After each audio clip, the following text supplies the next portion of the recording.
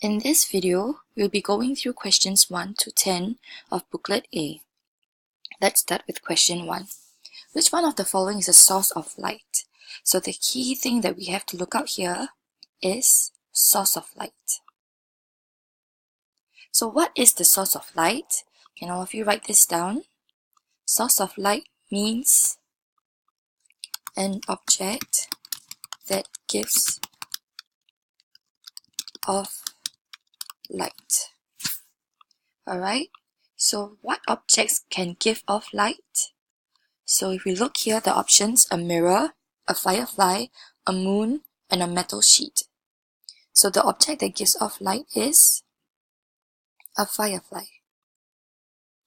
So number 2 is the answer. Many people tend to think that the moon gives off light, but no, the moon does not give off light. It simply reflects the light from the sun. Alright, now we'll start with question 2. So the question says, the diagram below shows the shadows of a pole at different times of the day. Which of the following correctly matches the above shadows formed during the different times of the day? So the first thing we need to see is there are 3 diagrams here, A, B, and C, and beside it there's a compass. So let's indicate the other directions of the compass. So I'm only indicating east and west because that states the direction of the sun rising. Sun rises from the east and it sets in the west. So in the morning, you realize that the sun will be in the east. So if you look at this, east means it is on the right side of the pole. So at 9 a.m., the sun is going to be in the east still because it's still rising. It's going to be at the right side of the pole, and it's going to be a little lower down because it's just beginning to rise. So this is roughly where the direction of the sun is going to be. So if we look carefully, if the sun is here and the light travels in a straight line, this is approximately where the length or the direction of the shadow will be pointing compared to B. So in order to form B, the sun needs to be on the left side of the pole. So in A, to form the shadow in A, the sun must be on the right side of the pole, and the right side of the pole means it's rising from the east. So since it's in the morning, it's still striking at a lower angle, hence the length of the shadow is going to be longer. So therefore, shadow A is actually representing the 9 a.m. shadow. Alright, so let's look at 11 o'clock. 11 o'clock is still considered in the morning, so the sun is relatively still close to the right side of the pole. But because it's close to noon, you know that the sun is directly overhead, so it'll be right on top of the pole. But since it's just before noontime, it'll be slightly to the right of the pole still, and if light travels in a straight line, it will cast a shadow in the direction of C. And since it's close to noontime to be overhead, you realize that the shadow will become significantly shorter compared to 9 a.m. So therefore, C is the shadow representing the time at 11 a.m. Alright? So now let's look at 2 p.m. 2 p.m. is close to noontime, or rather is afternoon. So if the sun is directly above head of the pole at noontime, it means that at afternoon, the sun is going to be on the left side because it's going to set. So let me shift this aside. It's going to be closer to the left side, still a little bit higher up compared to in the morning.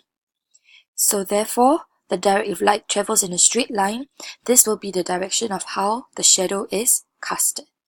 So because it is already at a slightly lower angle, the shadow cast will be still a little bit longer. So therefore, this is the shadow at 2 p.m. So at 9 a.m. it should be A. So these are the 2 possible answers. At 11 a.m. it should be C, which already narrows down to question number 2. And last of all, 2 p.m. it will be at A. So therefore your answer will be number 2. Alright, question 3.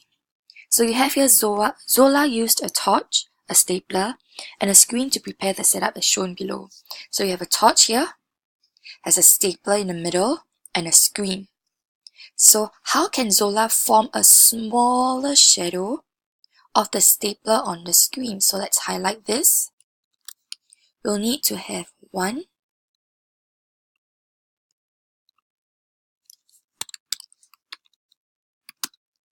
longer distance between the torch and the object, which in this case is the stapler. Or the other possible way is to have a shorter distance between the object and the screen.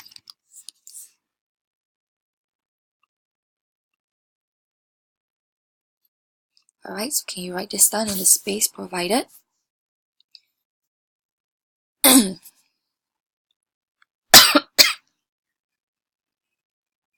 So you can either increase the distance between the torch and the stapler. So to do that, you have to move the stapler backwards. And when you're moving the stapler backwards, you realize that it's actually getting closer to the screen. So if you move the stapler closer to the screen, like what we mentioned in 2, a shorter distance between the object and the screen, you're going to have a smaller shadow as well. So what she can do is to move the torch, the stapler nearer to the screen, or she can move the screen nearer to the stapler, because either of this is going to decrease the distance between the object and the screen. So therefore, the answer is B and C only, which leaves us with option 3. So in question 4, Hamid investigated the shapes of shadows formed by 2 identical wooden objects. So he placed them in 2 different positions under 2 identical light sources as shown in the setup below. So this object is round and it has a little stub at the top. Alright, so if we place it in this direction, you should be able to see the stub coming out on the right side.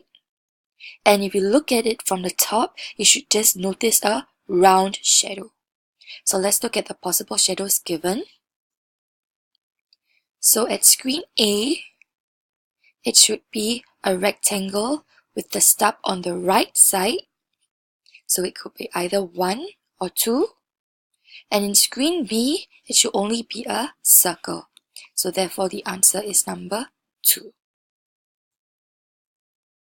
Alright, let's start with question 5. Ronald set up an experiment using 4 sheets of different materials W, X, Y, and Z. He placed them in a straight line as shown below. He cut out a triangular hole in sheet W. When a torch is shone on 4 sheets from the left, a bright, clear triangular patch of light was observed on sheet Y. So take note here, this is a bright, clear triangle patch of light. It is a light, it is not a shadow.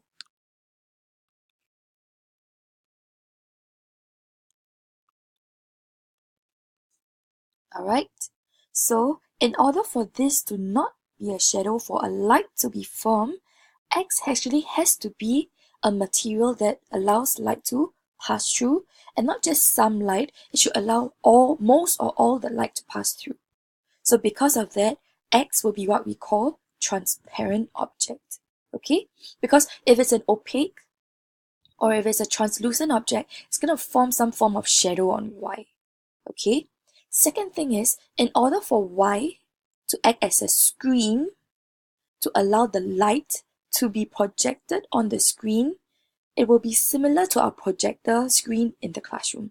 So if you think about the projector screen in the classroom, does it allow light to pass through, or it doesn't allow light to pass through? It doesn't allow light to pass through, right?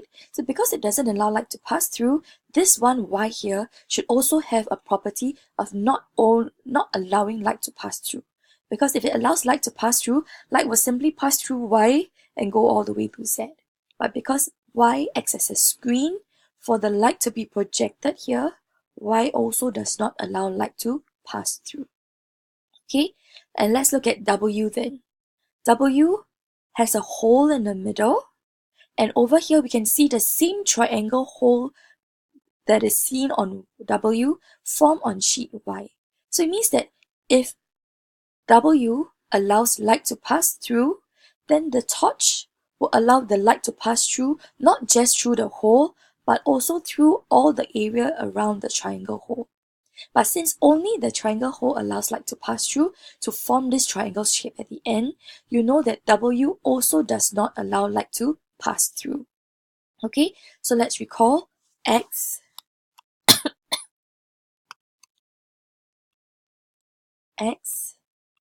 should be transparent.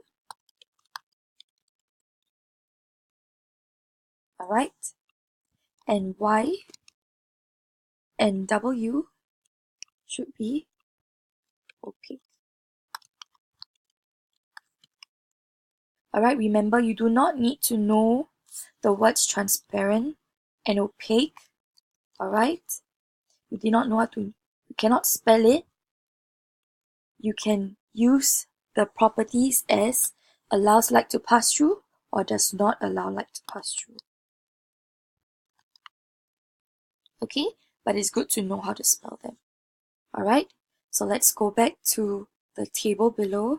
I'm going to shift this down here so it's easier for you to see.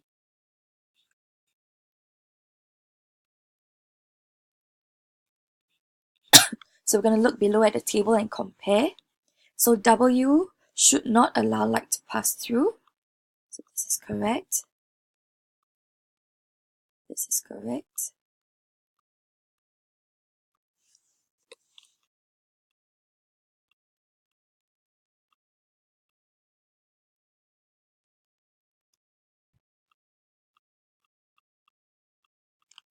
Okay, W do not allow light to pass through.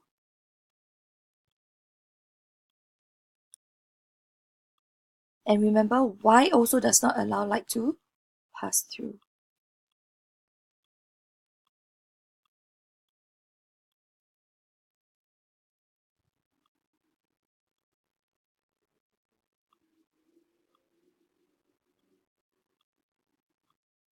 Okay, and X should allow most light to pass through because it's transparent. So allow most light to pass through, this should be X.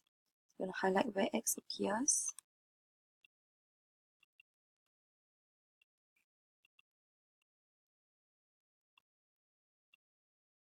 Okay, and let's go at Z. Because there's nothing happening at Z, we are not able to tell any properties about Z. So Z should be under not able or not possible to tell. So therefore, the answer should be number